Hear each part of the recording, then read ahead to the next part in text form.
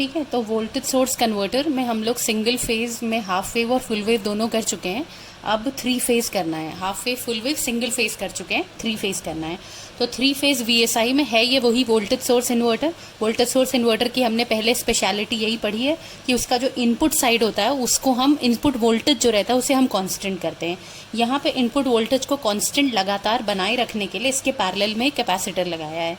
ठीक है, बाकी क्या डिफरेंसेस हैं सिंगल फेज और 3 फेज में? सिंगल फेज का जो हाफ वेव था उसमें 2 थायरिस्टर यूज हो रहे थे। सिंगल फेज का जो फुल वेव है उसके अंदर 4 थायरिस्टर यूज हो रहे हैं, और जो 3 फेज है उसके अंदर 6 थायरिस्टर यूज हो रहे हैं। ठीक है, तो देखिए 1 2 3 4 5 6, इसके अलावा इसमें 6 डायोड भी लगे हैं इसके एंटी पैरेलल में, ये बीच में से ये शॉर्टेड है।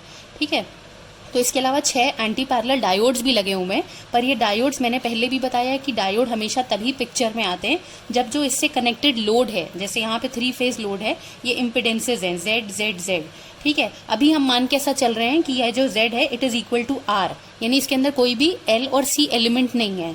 ठीक है, लेकिन अगर कभी भी कोई L एलिमेंट इसके अंदर आएगा तो ही ये डायोड्स पिक्चर में आएंगे। ठीक है, नहीं तो फिर हम यही मान के चल रहे हैं कि 3 फेज के अंदर 6 थायरिस्टर हैं। इसके अलावा हाफ वेव के अंदर 1 लेग होता है, फुल वेव के अंदर 2 लेग्स होते हैं, और 3 फेज जो है उसके अंदर 3 लेग्स होते हैं। ठीक है, दिख रहा है 1 लेग है, 2 लेग है, 3 लेग है। ठीक है, इसके अलावा हमने 3 फेज में लोड लिया है।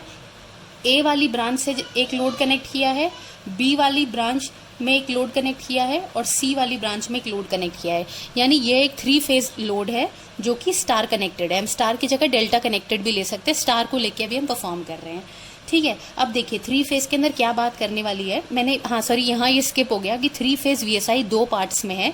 एक है 120 डिग्री कंडक्शन मोड, एक है 180 डिग्री कंडक्शन मोड। अभी हम पहले 180 डिग्री कंडक्शन मोड कर रहे हैं। ठीक है, 180 डिग्री कंडक्शन मोड को ये क्यों कहते हैं?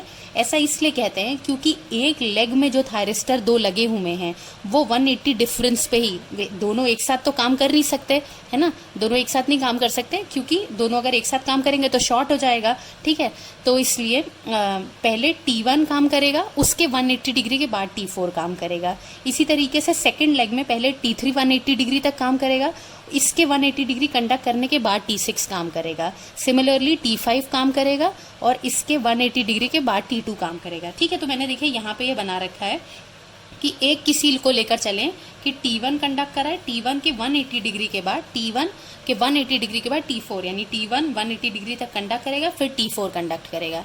ठीक है, एक तो ये चीज़ हो गई। दूसरा क्या है, क्योंकि ये एक बैलेंस 3 फेज सिस्टम है, एक तो इनको इंडिविजुअली हम लेग कहेंगे, इसको हम ऊपर वाले जो 3 थायरिस्टर हैं T1 T3 T5, ये पॉजिटिव एंड के थायरिस्टर हैं, क्योंकि इनका पॉजिटिव जो है वो VS के पॉजिटिव से लगा हुआ है, तो इन्हें पॉजिटिव साइड ऑफ थायरिस्टर कहेंगे।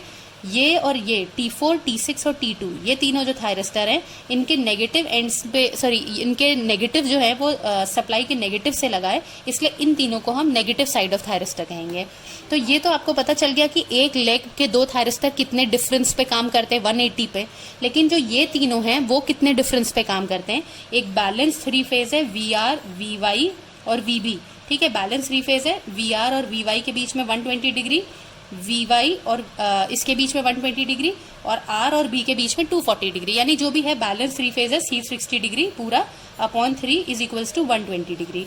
ठीक है, तो इंडिविजुअल फेज, ये R फेज है, Y फेज है, B फेज है। इंडिविजुअल फेज जो है वो 120 डिग्री पे कंडक्ट करेगा, चाहे वो T1 T3 T5 हो, चाहे वो T4 T6 T2 हो। ठीक है, क्योंकि ये तीनों अलग अलग फेजेस की हैं। ये जो मैंने A B और C लिखा है इसी को आप R Y और B भी कह सकते हैं। ठीक है, तो दिख रहा है ये R फेज है, ये Y फेज है, ये B फेज है, तो तीनों फेजेस के बीच में कंडक्शन 120 डिग्री के डिफरेंस पे होगा। ठीक है, तो देखिए यहाँ पे भी मैंने लिखा है कि T1 है, T1 के 120 डिग्री के बाद T3 ऑन होगा, T3 के 120 डिग्री के बाद T5 ऑन होगा। इसी तरीके से T4 है, T4 के 120 डिग्री के बाद T6, और T6 के 120 डिग्री के बाद T2 ऑन होगा।